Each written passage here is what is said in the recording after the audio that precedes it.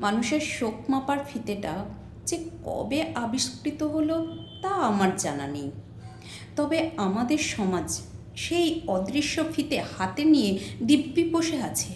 কার চোখের জল কতটা নোনতা, কার বুক ফাটলো আর কার ফাটলো না, তার চুল চেরা বিচার করতে আমরা বড্ড ভালোবাসি। রাহুল চলে গেল, এক অসময়ের বিদায়। আর তারপরেই শুরু হলো প্রিয়াঙ্কাকে নিয়ে ব্যবচ্ছেদ। ক্যামেরা লেন্স দিয়ে আমরা খুঁজতে চাইলাম ওর চোখের জল, ওর আলুথালু বেশ। কিন্তু যখন দেখলাম সিট বেল্ট থেকে চুল সরিয়ে সে নিজেকে একটু গুছিয়ে নিচ্ছে, তখনই আমাদের সংস্কারী মন খুঁত খুঁত করে উঠল। আমরা বলে উঠলাম, বর মরে গেছে, ও দিব্যি সেজে গুজে আছে। আসলে আমরা কি চাই? আমরা মুখে বলি মেয়েটি শক্ত হোক, কিন্তু সে যদি সত্যি শক্ত হয়ে দাঁড়ায় তবে আমাদেরই আঁতকে ওঠে প্রশ্ন, ও পারে কি করে? প্রিয়াঙ্কা আর রাহুলের গল্পটা তো রূপকথার মতো শুরু হয়েছিল। একজনের 14, অন্যজনের 21। এই কাঁচা বয়সের প্রেম, লড়াই আর নিজেদের ক্ষমতায় প্রতিষ্ঠিত হওয়া। তারপর একসময় বিচ্ছেদ এলো।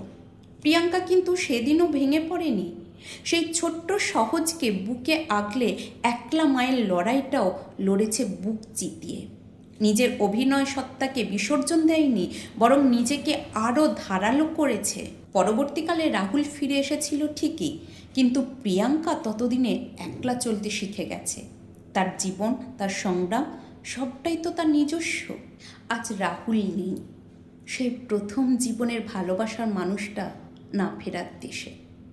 কিন্তু তার জন্য প্রিয়াঙ্কাকে কেন কাঠগড়ায় দাঁড়াতে হবে? একজনের কষ্ট কি শুধু নোনা জলেই প্রকাশ পায়? কেউ হয়তো নিভৃতে চলে, কেউ হয়তো পাথর হয়ে যায়। প্রিয়াঙ্কার ভেতরের সেই দহন, সেই নীরব হাহাকার, সেটা তো একান্তই ওর। ও তো রক্ত মাংসের মানুষ, ওর তো একটা নিজস্ব সত্তা আছে। কেন সব কিছুর ঊর্ধ্বে কেবল রাহুলের বউ তকমা দিয়েই ওর শোককে মাপতে হবে? আমরা ভুলে যাই ও একজন প্রতিষ্ঠিত অভিনেত্রী। পর্দার সামনে ও অভিনয় করে, আমাদের বিনোদন দেয়, কিন্তু বাস্তব জীবনের শোকের মঞ্চে ওকে দয়া করে অভিনয় করতে বাধ্য করবেন না।